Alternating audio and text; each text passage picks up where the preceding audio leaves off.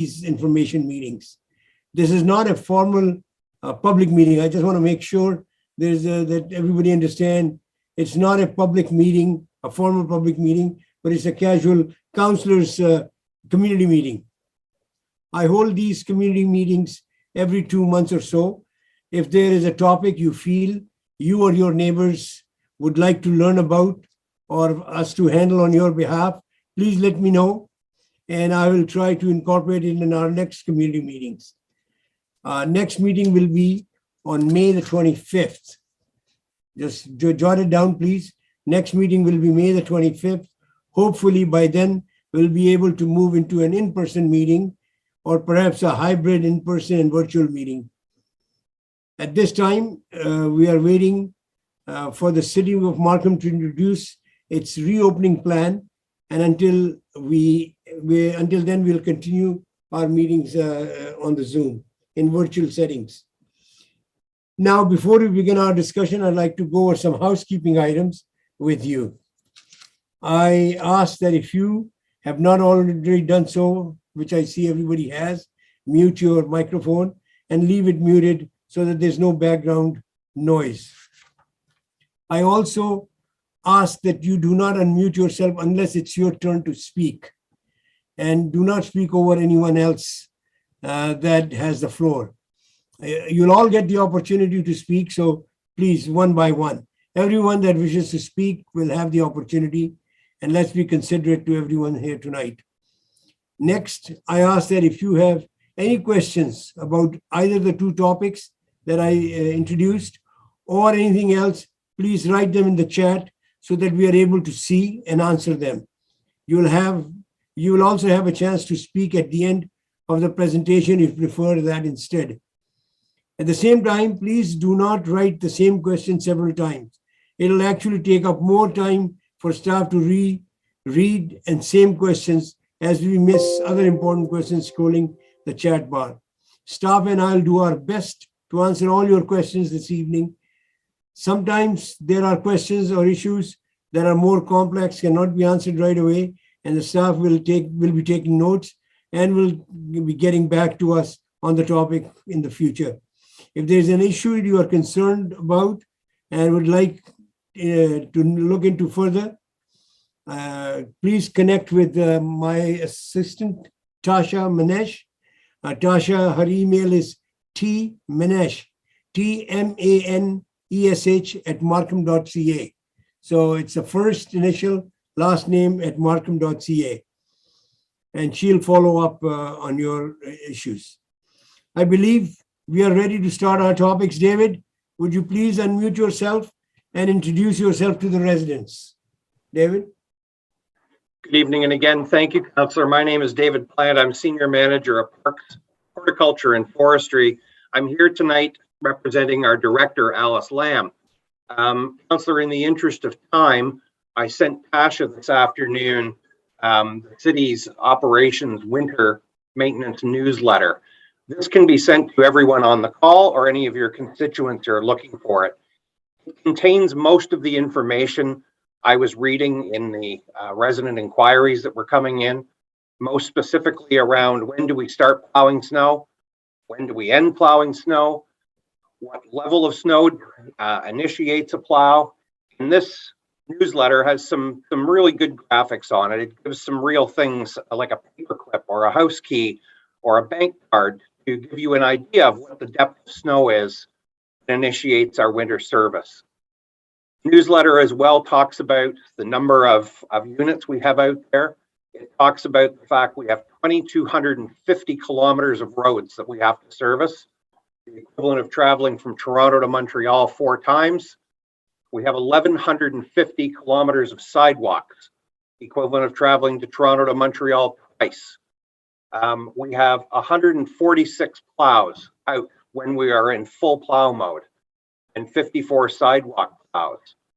There was questions about the city's windrow program, and this newsletter has a website link for the city for residents to be able to get information about the city's windrow assistance program. Additionally, there was questions, Councillor, about the app. and how to get the app to track and see where are the city crews, where have they been, when are they coming. This also gives the link for the app as well. The residents have been very patient this winter for the most part, using the contact center and sending us information. That information goes directly to the field. It's really important that we get information, we get inquiries coming to the contact center. And that way we are able to send it to our frontline staff. With respect to winter operations, Councillor, I saw the forecast of 17 degrees for tomorrow, and I'm extremely optimistic that we're turning a corner from winter into spring. And with that, the operations department is in preparations for spring activities. There was some questions about potholes and how we're going to be addressing potholes. And the city's operation department is very proud to be the user of some state-of-the-art technology for pothole recognition. We look at our potholes through a piece of technology that we've partnered on to schedule repairs. Pothole repairs will start as soon as the asphalt plants open. And that's typically when we stop having prolonged periods of cold weather. We pick up both on the roadside and in parkland is happening. I mentioned to Tasha before the meeting, 17 degrees will take a lot of snow away, and it's like unwrapping a present. Unfortunately, the gift that's left behind is not the gift we want. But we will be out. We have our seasonal staff starting first week of April. That's when the bulk of our workforce comes back on. Also, as the weather improves, we will be undertaking road sweeping, sidewalk sweeping to take that sand off. We'll be undertaking bridge deck washing, and the business improvement areas will be taking on power washing and cleaning up their sidewalks as well. So that's kind of an update from the operations department. Perhaps if there's any questions, that might be the best use of time, Councillor. Okay, well, thank you, David. And Namisha, you go first. You have your hand up. Thank you, Councillor, and thank you for hosting this meeting. I know you do it every couple months, and it is helpful. And David, I just wanted to say thank you. I know you had helped out with several community concerns that residents in Boxgrove had sent to you, yourself, Alice, Rob. I think even Morgan got involved with one of the seniors that had reached out to Regional Councillor Jones, and I think Morgan Jones had actually helped with that. So thank you, you guys. I know it was the craziest snowstorm that I think it was January 17th, and there's still a little bit of it still left over. I think there were a number of concerns that were sent in, but in all honesty, driving through the community fairly regularly, like I go through Boxgrove at least a couple times a week, different pockets, just to check out the area, like for our residents association, just to see.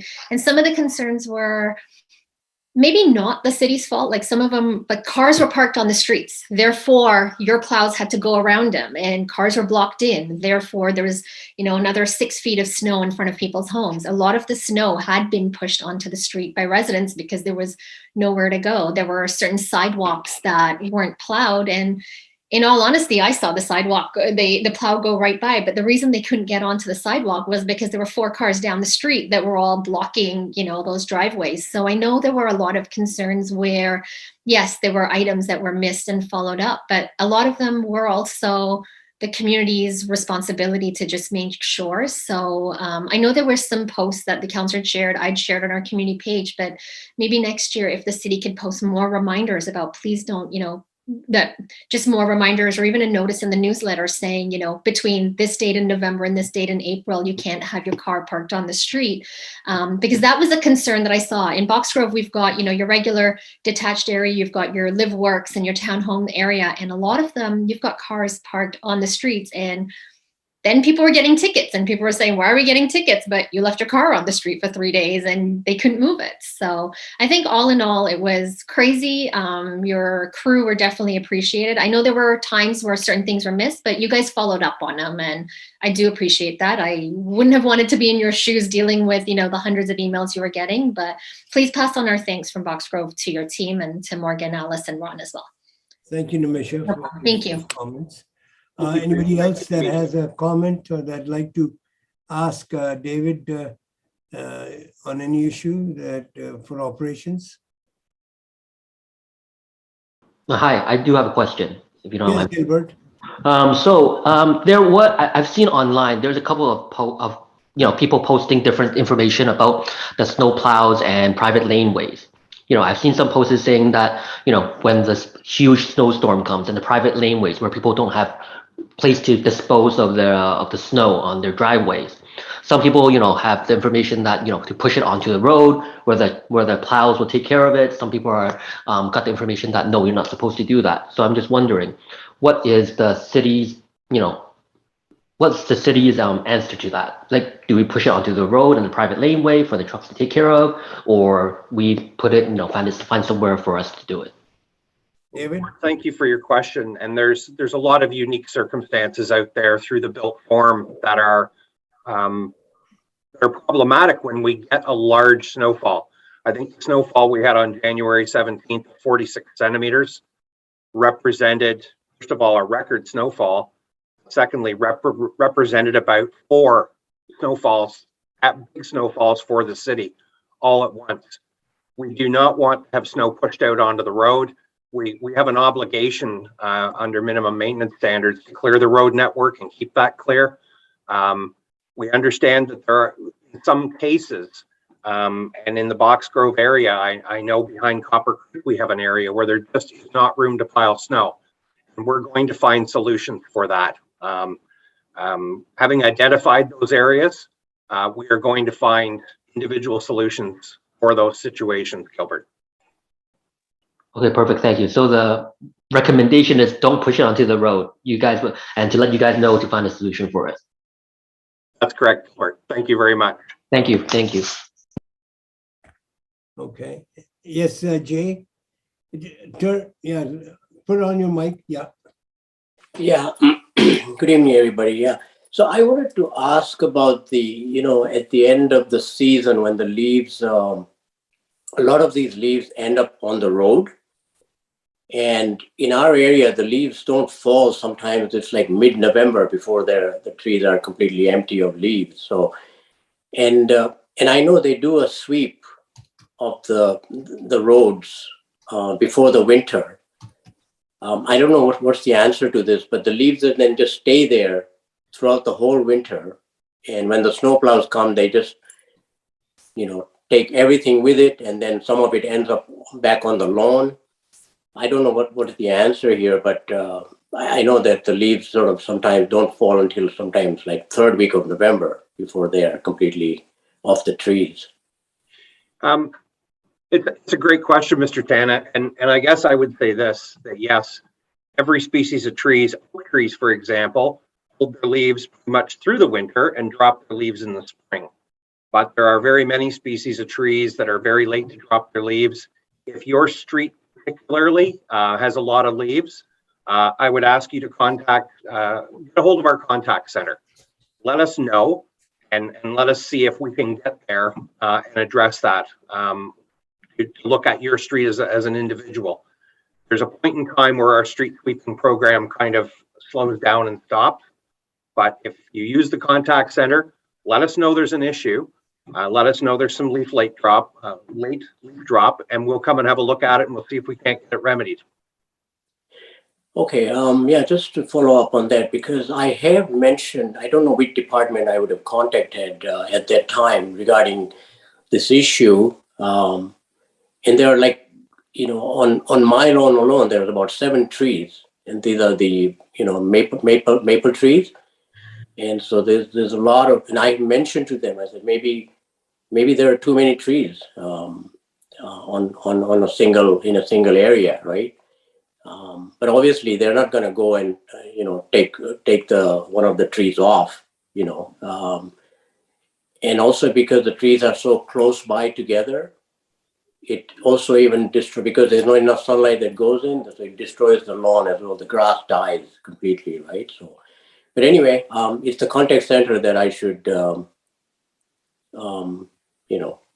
communicate with, right, David? Yeah. Yes, Mr. Tana. It's always the best way to contact us and let us know when there's a problem in the community.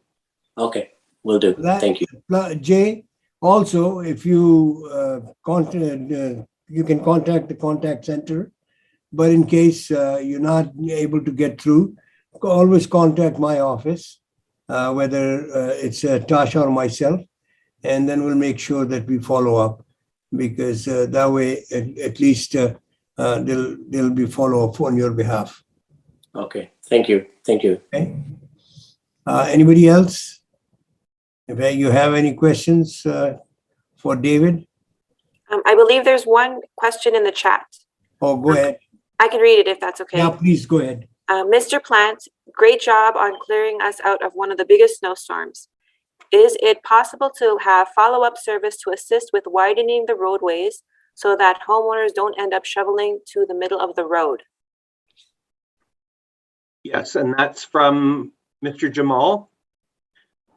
That's a great question and a great suggestion. And yes, absolutely, we'll take that under advisement. Again, if there's areas where our plows, for whatever reason, Namisha mentioned a little earlier, cars parked, roads get narrowed in, and there's times when our plows don't push back curb lines. If there's an area where we have that condition, please let us know. Please let us know, and one of our inspectors will get down there and look to see how much more we can push that back. It isn't the intention to have homeowners shovel past the end of their driveway and out onto the road. So please let us know. We'll do everything we can to get that rectified. Thank you, Mr. Plant. Okay, any other question? If not, then we're gonna move on to the next topic.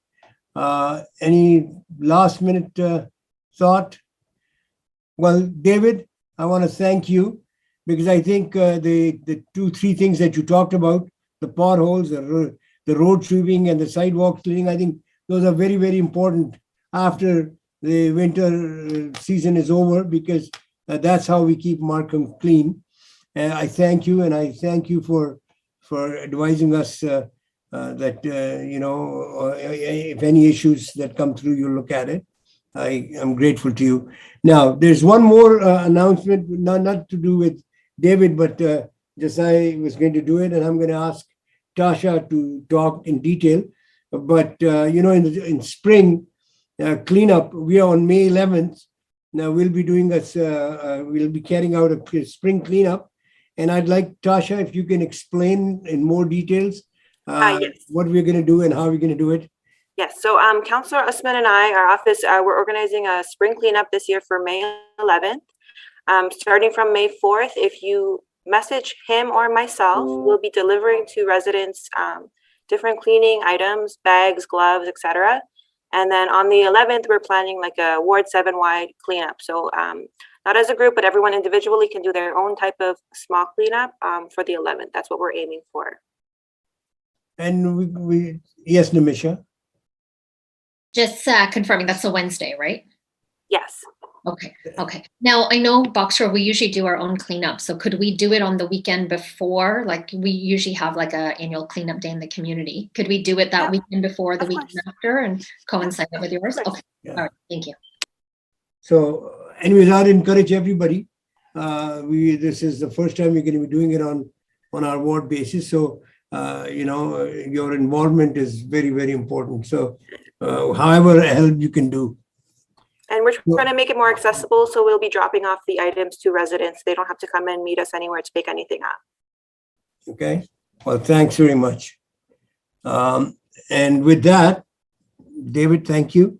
And now I'd like to welcome Janet and ask her to begin her presentation on the new community garden that is coming to Ward 7. Thank you, Councillor. It's a real pleasure to be here this evening. I'm going to share a short PowerPoint presentation. Please. I hope everyone can see that. This is, that's me, and let's see how this works. It's going to go. Suddenly it's not playing. Oh, went too far now. I've got some lag there. There we go. Okay, just very quickly, the Sustainability and Asset Management Department of the city is the group that looks after the community garden programs for Markham, along with a number of other green programs, including energy conservation and efficiency, We very much are looking after programs to make city buildings well maintained, but also more efficient so that we can get to our goals of net zero energy and emissions by 2050. But food security is a small but important part of our overall programs in this area. And just a very quick highlight, these are the key plans and documents that lead the food security program. The most critical one being the 2013 Markham Food Charter that focuses on our values related to food in the community and ensuring that we have equity and social justice, as well as economic opportunities around food in the community. Agriculture is part of the community, smaller than it was 50 years ago, but it is still an important component of what happens here. In terms of the community gardens, the reason that the city is involved in community gardens, why it's considered an important program for Markham, is not only to provide food security, the ability for individuals to have enough food to eat of the right kinds. It also provides a form of community engagement for neighborhoods. It supports active lifestyles. And for individuals from our very broad diaspora here in Markham, it allows you to grow foods that may not be available commercially, that may have cultural or ethnic significance to you. And those are the main reasons why we have community gardens. In terms of why community gardens have become more important in the last 2.5 years is the impact of the pandemic on food security.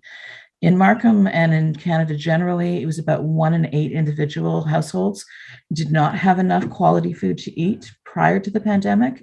And within the first 2 months of it, that number went to 1 in 7. And in Markham, that level has been sustained, and we've witnessed between 200 and 700% increase in demand for food services locally within the communities. And this is food pantries, special food programs, food distribution, a number of different things have been tracked to keep those numbers. And it's not going away. As we've noticed this year, this statistic comes from the most recent report on food in Ontario and in Canada, that the average family of 4 can expect to spend almost $1,000 more on food this year than they did last year, which is a 5 to 7% increase. And it was about $700 last year over the year before. So food is definitely becoming a more and more important part of our annual budgets and something to be concerned about. And gardens are one of the ways of potentially getting more good quality food for potentially less money. When I talk about community gardens, I just want to be specific about these two terminologies. Community garden is a challenging word because it gets used 2 ways. Generally in the city and in this industry, we refer to community gardens as gardens on public lands or accessible to groups. We also sometimes refer to them as collective gardens because they're gardens that are operated by multiple individuals working together to plan, harvest, and plant.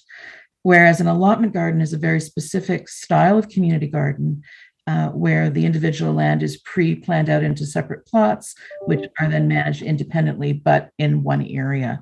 So they are slightly different. So when I'm using the term community, I could be referring to either, I'm going to try and use collective tonight when I'm talking about the group gardening program, as opposed to community gardens, including both of those. For the City of Markham, I just thought I'd give you a quick introduction to where all of our gardens are. As you'll notice, our higher density areas to the south and to the east of Markham have the most gardens. These are also the areas that perhaps have been around for more years. So they tend to be where the gardens are most commonly located. They're also in areas where there's higher density housing. And one of the goals with community gardens is to try and provide these spaces in places where individuals may not have enough backyard space to garden on their own. And as you can see, the 2 different kinds of gardens are allocated. The one in red is the one we're talking about tonight. And for those of you who may not be familiar with the geography, the property that we're talking about is located at 120 Kirkham Drive.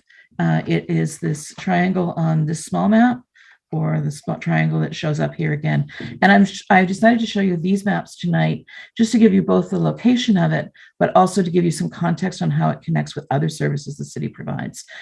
This particular map shows a lot of the gardens, the parks, and the garden is separate from the parks program. It's operated independently of it, but it does have connections. For example, if somebody were interested in doing a food program and then wanted to do a food preservation program in Canning, they might want to consider borrowing space at the Annie Community Center, which has a community kitchen. And in terms of participating in other kinds of programs where you might want to do a meal-based program once we get through COVID, when Celebration Park is constructed, which is going to be starting this year, this particular property will have both a washroom building, and it will also have a covered picnic area. So those two facilities will work very nicely with the location of this community garden. Specifically, this is what the property looks like right now. So it's this rather unusually triangular shaped piece of property that's just across the road from Celebration Park. It's on 2 levels. There's a lower front area geographically, and then a slightly higher elevation is another table of land up here. And the separation between them is currently a line of small scrub trees, and there's a water channel in here. So there's about a 4-foot elevation change between the two of them. So when the initial Kirkham allotment gardens were established back in 2013, they chose this location. And in fact, at that time, this road didn't exist. So this was literally at the end of the road, and was started with 20 plots and is now 30. And we're looking at ways to bring more food production to this piece of property now that we have confirmation that the entire piece of land can be developed for food programs. That was confirmed earlier this year, 2021. So this is what we have in plans for this year. If all goes well and we can get through all of the procurement processes and the design processes, and we don't end up with an incredibly wet April. If all goes well, we should be able to open in May these 3 zones. So this is our existing allotment garden. We're going to try and add some additional allotments because we have a wait list for them. And we've also got the parcel of land that Councillor Usman asked me to speak about this evening, which we're referring to as the collective garden. It's roughly the same size as the other 2 areas, which makes it somewhere around 3,500 square feet, thereabouts. And it doesn't show any pathways yet, but those pathways will be put in based on how the community wants their garden to be developed. So we will plan for some basic pathways, and then over time it can evolve. The space has its own garden shed. These 4 little blocks on the corners here are watering stations. So there'll be a hose bib that will provide water to the garden in several locations. And there's another number of small blocks, and I apologize for the size of it. It is what it is, which identify raised beds and accessible beds. We do want to try and include some additional planting spaces for individuals who may have physical disabilities that limit their access into the garden, but also some seniors who may find bending more difficult. So there's an option for them here. The garden has a gate and a fence all around it. So those who are registered participants will be able to go into the garden using the keys in the gate to access it and to participate in the program. It does have its own garden shed, as I mentioned. And as time goes on, we hope to work towards the next phase. This doesn't have a planned date yet, but this is the larger master plan for the whole property. And on March 29th, Councillor Usman will be working with the Sustainability Department to host a community meeting to talk about the larger plan for this property and how we might build out the rest of it. Key features are some larger agricultural plots that could be used by communities or could be for micro farms.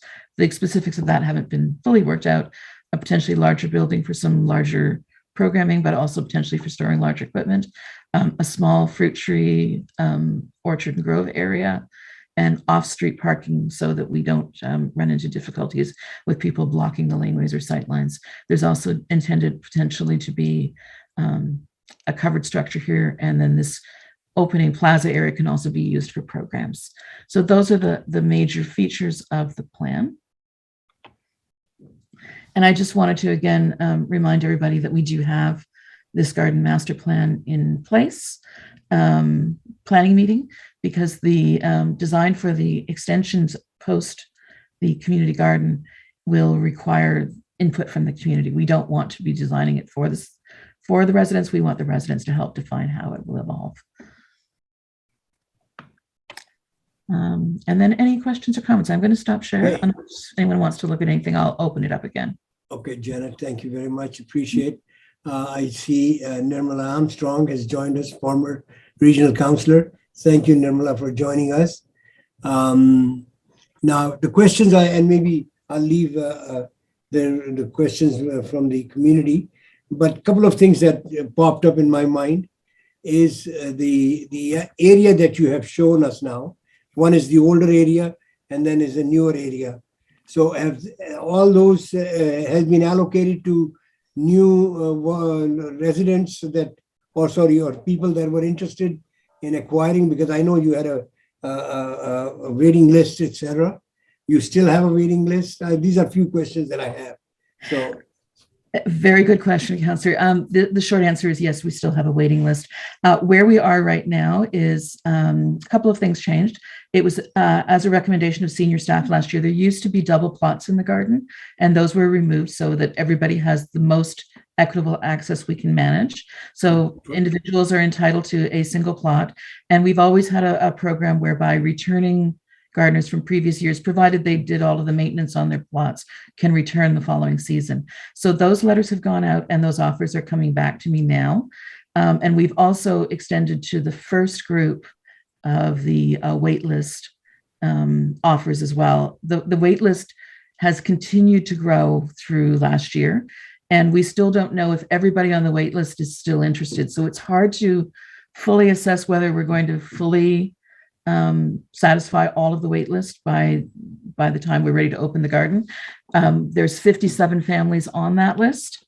There were 30 plots in the original garden. And if you do the math, we kind of are about 20 short to satisfy that based on our estimates about how many plots will be in the new allotment garden. But we also have the community garden, and we know that some individuals will be more interested in community garden, and we're hoping that the math will more or less balance out, and all of the individuals on the wait list will have the opportunity to either join the community garden or the allotment garden based on their primary interests. And thank you very much. I think Nimisha has her hands up. So Nimisha, you wanted to? Sure. Thank you, Councillor. Janet, thanks for the presentation. I had a question, and it's I wasn't going to ask it, but then on your map, you were saying that if they wanted to move it from the allotment garden or the community garden over to, say, the park near Anine or somewhere else, those are possibilities. So in the Boxgrove area, which I know it wasn't on the map, but we're just east of where your map cut off, we've got the new Harmony Park, which opened a couple of years ago. It's fantastic. It's huge. There's lots of green space around it. And our amazing new Boxgrove Park as well, which is, I don't even know how big it is. It is huge. It's the biggest park, my friend. It is until your celebration park comes. It's a fantastic area. Now, your park is almost 24 acres. Nice. So clearly we've got the space there, and then over near the Boxgrove Community Center, then it's been renamed as Schoolhouse Park. There's like a 12 by 12 or 13 by 13 little patch of grass, and the seniors in the community have reached out to me and asked, is there an opportunity for them to have an area of that park where the seniors can, cultivate it, take care of it, plant? They not only do they want to plant vegetables, but it's also a social activity for them as well. It's something that they can show that they're, working together and caring for the community. They'd even asked about, I think a representative from the Tamil Seniors Group had asked about being able to plant certain types of flowers, provided they were on, the city's list of approved flowers. So if that's something we can talk offline or another day and schedule some time to discuss, that's an idea that seniors had brought forward. And either of those 3 park locations would be suitable locations for something like that. Mm-hmm. Unfortunately, we've lost David Plant, who would be able to also weigh in on this conversation, because bringing a community garden to an existing park requires a consultation with the community surrounding the park to ensure that this alternate change of use works for the community as a whole.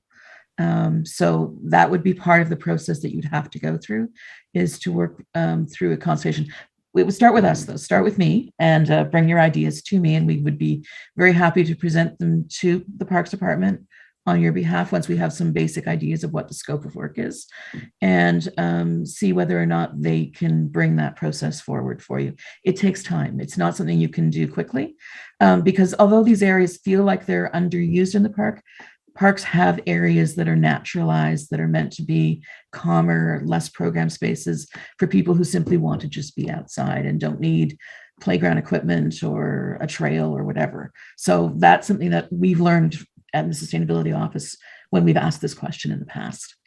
Janet, and could we maybe schedule some time, I guess, maybe with either Tasha, Councillor Usman, yourself, or David, and maybe have a couple of these representatives from these seniors groups so they can better articulate like how they feel and what their ideas are. I'm their messenger, I'm their voice, but it's them that will be taking pride in caring for these plots. So I definitely look forward to speaking with you further about it, and I will reach out to the seniors and hopefully we can schedule a Zoom meeting or even just a socially distanced site visit at one of these park locations as well. Sounds wonderful.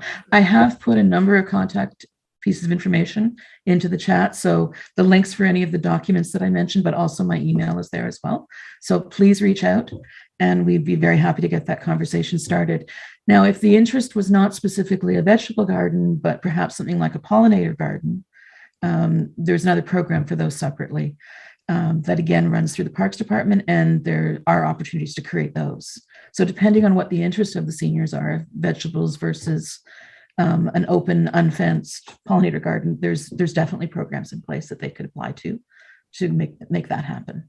So when you say pollinator, you mean like the milkweed for like butterflies? See, that's something I see kids taking an interest in, like elementary kids. They always have that unit in the spring where they learn about like they grow milkweed and then they pollinate for the butterflies. So that would be really exciting. And I think that'd be an amazing way to include kids in that as well. Okay. There are quite a number of them in the city, and there's a set number of plants that you can use for pollinator gardens that aren't just milkweed.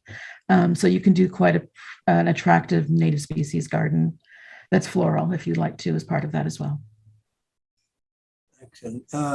Any question on the chat, Tasha? Did you see?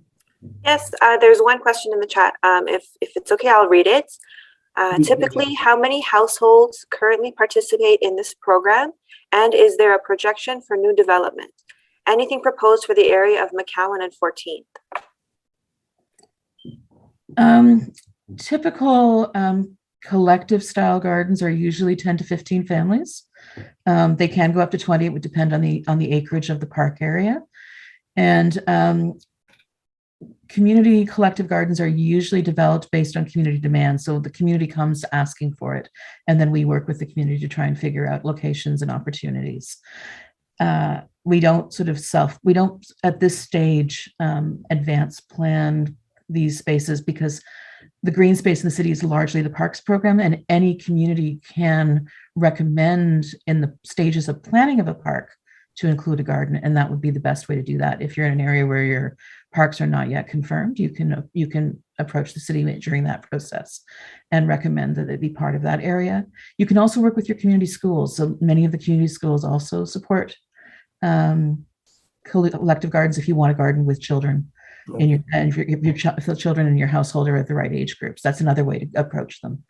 So Janet, since you are talking about, I think maybe you'll give us some background that in order to establish a park, what kind of financial commitment does the city make? Because and to have a garden set up, you need a lot of water there, you need a lot of infrastructure there. You just cannot just say, I have a piece of land and let's start. It doesn't work that way, right? Thank you, Councillor, for bringing that forward. You're very correct. The expansion that we're planning for this year on the property at 120 Kirkham Drive is about $150,000, just to give people a scale for it, for those two extended areas. So it's not inexpensive, and it's important to do it right. The two things that the city really requires is safe soil and a reliable water supply. We would not recommend putting a garden in any location where there isn't good quality potable water immediately adjacent to the planting areas. Nobody wants to haul water in their car or on their bicycle to a garden every day. It's just not practical. So the water connection typically runs about $25,000 to put in. And so it has to be part of a planned process if it's going to be added. And the city will also do testing of the soils as part of the garden to make sure that the soil is of good quality and doesn't pose a risk if the land historically was used for something like a gas station, or there was a farm that had a gas tank on it, and you might have a risk of something in the soil that's not good and could leach into your vegetable crops. So we do those tests for any new properties, and we work with the community on figuring out the water supply situations. It varies on location. And a question just related to the same. And the reason why I'm asking this question is so that people are aware, because I think somebody asked that question earlier about having a garden at McCowan and 14th. We got to have piece of land also. If the city does not own a park or piece of property, it's very difficult to grow a garden there. So the important thing is it has to be now. Because we are starting on a bigger scale now, as opposed to in the past. So I think we'll learn and expand slowly because again, I'm so happy that Janet and your director and all, they're all very gung-ho on making sure that we can get the community participation in there.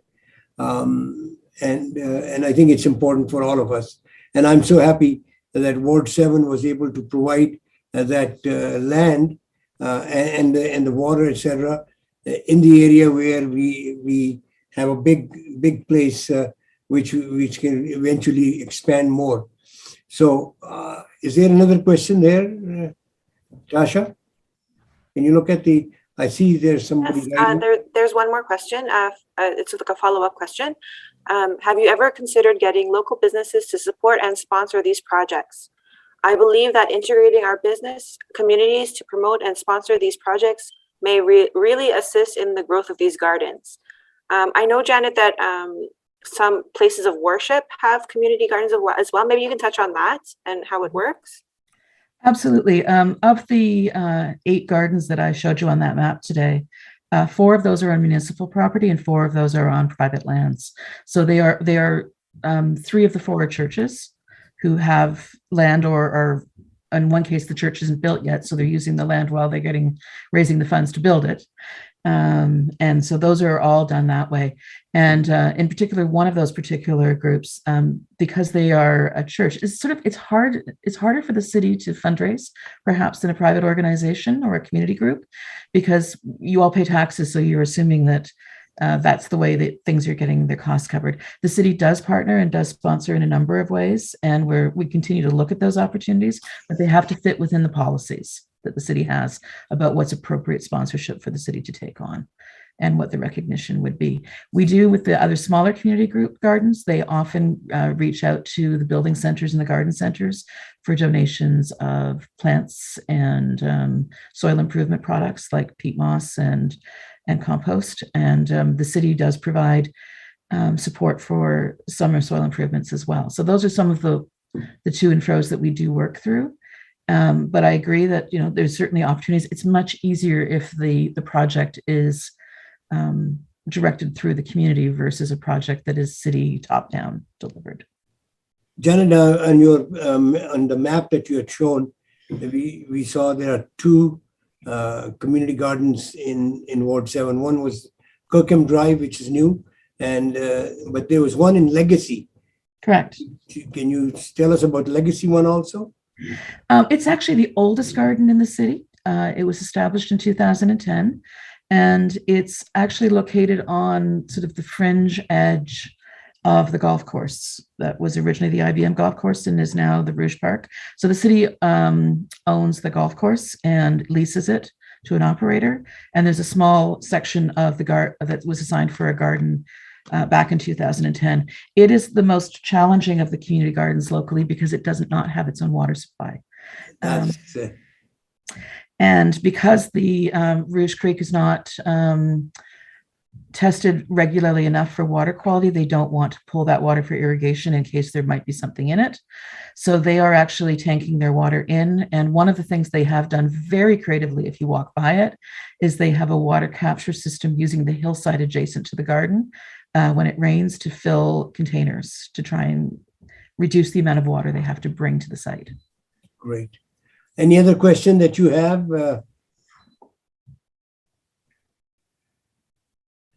Seeing none, I guess. Nirmala, madam, you want to come on, show us your regular face? Ah, that's better.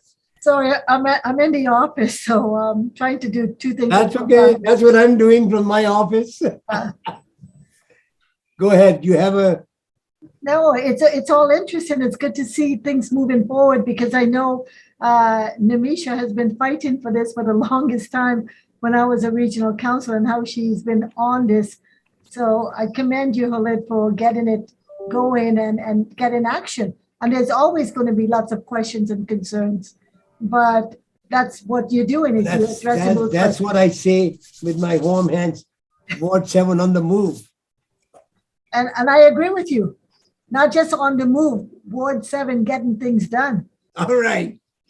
Anyways, any other question that you have of Janet? Because, you know, we are very grateful that she's been able to give us time and explain, because I know there's a lot of interest from the community. And I know there was a big sort of a lineup to get into it. And I'm glad. I thank you for accommodating some people and making sure, but I'm sure in near future we can get the whole other list also exhausted, and everybody should be in because I see a lot of interest from the community. So that's great. Anything else you want to say, Janet, before I close the? Just thank you, Councillor, for the opportunity to present this. I would really encourage people, if they are interested in gardens, to attend the March 29th community meeting. There'll be more details on the larger plan available at that time. We're still working with the architect, so there'll be more and new information to share at that point. And if you are interested in community gardens and collective gardening specifically, also reach out to me, and I'll make sure that we put you in contact with the group that's developing that new collective garden so that you can participate in it this summer. But thank you very much for the opportunity. Well, thank you. Thank you, Janet. With that, I have one more update, I guess I can say, to share with everybody from Ward 7. Under other business, I met with the developer, and this is on. Let me just see what it's. The community on the eastern side of Highway 7 on Ward 7, especially Legacy and Boggs Road, are probably aware of an empty parcel of land on Copper Creek, just east of Longo's Plaza. And I know, Namisha, you are aware of it. Yesterday, I met with members of TAC to hear their development idea, and I believe they're interested in building condos there. They did provide me with few details on the project at this time, and I asked them to set up a community information meeting. I want to say again, I said it in the beginning, it's just going to be an information meeting. It's not a statutory public meeting. So I don't want people thinking that this is an official meeting and it's going to be something that decisions are made. No, it's going to be a councillors' community meeting. And so that people, the builder can explain to the residents way ahead. And then, of course, we'll go through the process of what the statutory requirement is. So we're going to be holding, and I've asked the developer to help us set up something. I'm trying to have it within that area so that if we are physically meeting, let's say, that we don't have to, the people don't have to travel quite far. And if not, then we'll do it on Zoom anyways. So this would probably be sometimes in late April or early May. So just keep that in mind, that this is what we want to do. And as it is a protocol, the invitation letters will be sent to every resident within 200 meters of the site once the date has been set up. And I'll also share a copy of the invitation with the local resident group as well. And the whole idea is to get to know what the developer is planning there. And again, I say this is just an information meeting. It will be this just so that whatever ideas the community has, they can pass them on, whether you like it, you don't like it. Make sure that you let the developer know at this stage that how the community feels. I don't want to repeat of what we did at the last meeting, whereby it was not a statutory meeting, and all of a sudden people thought that we are going to make decisions that day. It was not. So anyways, we will be calling that meeting, and then I'll let you know, probably late April or early May, that we're going to be holding that meeting. Tasha, do you want to add something to that meeting? Do you want to say something? Yes, so Councillor already made it very clear to the developer that community consultation is very, very important to him as well as to the community. So they're already aware that they have to give you a good presentation and really take into consideration the comments that residents make. They're still very, very early in their development stages. They are basically at the very beginning as what they've explained to us. So this is just their first step actually in just introducing this idea to the community. Okay, and I saw Jay, do you have a question on it? Did you want to say something, Jay? No, okay. Anybody else, if you have any questions? Hi, Councillor. I do have a question. Yes, Gilbert. So as you probably expect, there's going to be a lot of noise with regards to this, as you probably will expect from that meeting, you know, based on previous experience, right? But I just want to know, right? Is this land currently municipality owned, or the developer does own it already? No. Developer owns it. It's Developer their owns it. land. Okay. It's Okay. their land. The city has nothing to do with it. Okay. And I don't thanks for saying that, but I don't expect any, hopefully not a repeat of what happened the last time, because as I said, it is like a meeting like today, where what I want to do is impart the information to the people, and then whenever there's a statutory public meeting, that's when they can participate and like or dislike. But what it'll do is you can give your opinions as you hear to the developers. So sometimes developers change their development based on what they hear from the community, because to them, community is very, very important. So the idea is to bring this development to you much earlier than this statutory requirement, and so that they can give you the input.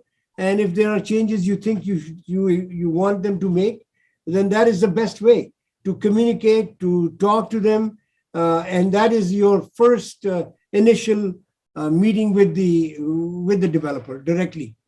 Okay, thank you. So a follow-up question is, since this is private land, and you know, does that mean that, you know, if the developer does want to build a condo there, regardless of bylaw restrictions, they are able to do as they please? You know, I know there's consultation with the people, and you know, everybody may just go ahead and say, oh, we don't want it, right? But does that mean that the developer already has the ability, you know, unimpeded ability to build already, right? Is that right? They don't have the zoning. This is what they're going to be doing. Oh, okay. They don't have the zoning yet. Right now, they'll have a concept of what they want to do, and as part of their application, they will be asking for amendment to the zoning, because you know now over the time things have changed. Density everywhere, density is going higher and higher, right? I mean, if you were to look at, not that I'm trying to compare it, it's not a comparable thing, but some of the concepts I've seen on Young and let's say Royal Orchard, I was shocked. 75 stories, 80 stories, but the thing is, that's how the things are working out everywhere. But I'm not saying that it'll happen here, but definitely they're looking at a higher density, and but the community has to speak. The council has to understand how the community feels, and but there's a process that we have to follow. Okay, perfect. Thank you. I just need to know if there's anything, with the community, have a say in anything. And you brought Of up, course they do. Of course they do, except for if it's handled properly, then yes, they're effective. But if not, then of course. Yes, Tasha, you wanted to say something? Yeah, just to what Gilbert was saying, they have a zoning, they have a permit to build something, but I think what they want is to change the zoning to something else. So if they wanted to build whatever there is zoned for right now, they could, but they want to change their zoning. So Oh. that's, I think, what the Okay. issue is now. okay, that's the All issue. right. Thank The last person I think I've seen, Nimisha, you want to say something? Thank you. So Gilbert, we have an update as well, which we'll share with you after. And I'm glad, thank you, Councillor and Tasha, for bringing it up today. For the longest time, I'm like, when are we going to officially find out about it? So I think that's really But important. even today is not official. We No, just, no, but we just feel you like, know what I mean? Because right now there's been a lot of activity on that site. And even today I had 6 people reach out to me. I even had a photo sent to me of what's happening. And I'm glad that it's, out there now. The question I have is, so Gilbert, you mentioned zoning. That land is currently zoned. So, the townhouses on Copper Creek, this all used to be commercial space. It was all business park. It was then rezoned to mixed use for the Live Works, 3-4 stories. I think when Nirmala was regional councillor back then, I remember going to Newmarket to see this discussion at the York Region chambers. But it is currently zoned for 8 stories. So they can today go in, apply, and build up to 8 stories. As the councillor mentioned, they're asking for a zoning amendment, which clearly indicates it is not 8 stories. I am aware of some of the details. It's not my place to share it. I think that's the city's place to share the actual heights because a formal application hasn't gone in. I would like to ask at that meeting, Councillor, will either Stacia or Carlson or someone from the planning team be there just to answer some of the zoning questions and stuff? Because I think that would be important. Yeah. Normally they don't come to my meeting because they're not a city sanctioned meeting. It is something that I've called for so that to give the community heads up. But maybe Tasha, we should request Stacia or somebody to be there. Yes, we're going to speak with the developer and ask them if we can work with the city staff as well at this meeting. It's a very preliminary, okay? No, and I know it's the initial one, and I think it's good to have that communication that the community is aware, because there are a lot of questions, and I'm glad that it's finally out there. Like I've and I know whatever the initial idea was, they've now amended it, changed it. They took some of the feedback that was provided to them. So they've even changed. They've even actually changed from the time they met with you. So I'm telling you. That's why we have to be very careful. Yeah, that's why it's not my place to say until the formal application is in there. Like I'm waiting to see that formal application go into e-plan, so then I can say, okay, this is what they've put in. That won't happen until we have this meeting with the community first.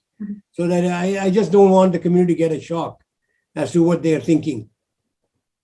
Yeah. So I think let's take one step at a time. Yeah, I think just looking at it, there's one concern. I think height will be the main concern, but I think some of the other usages people will be supportive of. The only thing I foresee is height, but I look forward to that meeting and look forward to the open transparency and dialogue. Excellent. Thank you. Anybody else? Because I think I'm going to wrap it up. We are already 5 minutes over our time. But any last comments that anybody wants to make? Okay, seeing none. We are meeting, next meeting, our own meeting is the 25th of May. If you'd like to suggest any topic that we should cover, please don't hesitate. Just send us an email that the time will arrange for the speakers from the city on the topic that you'd like. I mean, that will be fantastic. Give us some ideas. Otherwise, we will come up with some concepts, etc. And then also there will be, as I said, we'll have a meeting for this specific development as a information meeting. That also I'll let you know once we get a date and things in place. Tasha, did I miss anything that you want to say last minute? No, I just wanted to say that also when you signed up, you were able to give an answer to Councillor if you wanted to be added to his mailing list, emailing list, and if you said yes, you'll get a reminder in May about the next community meeting.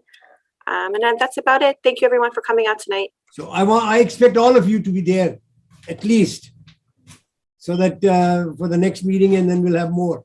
So thank you for your time. I think it's important that you participate in this public process. I really appreciate. So all the best. Thank you, and thank you, Tasha, for organizing all this. Appreciate. Take care, everybody, and good night. I can't say drive safely because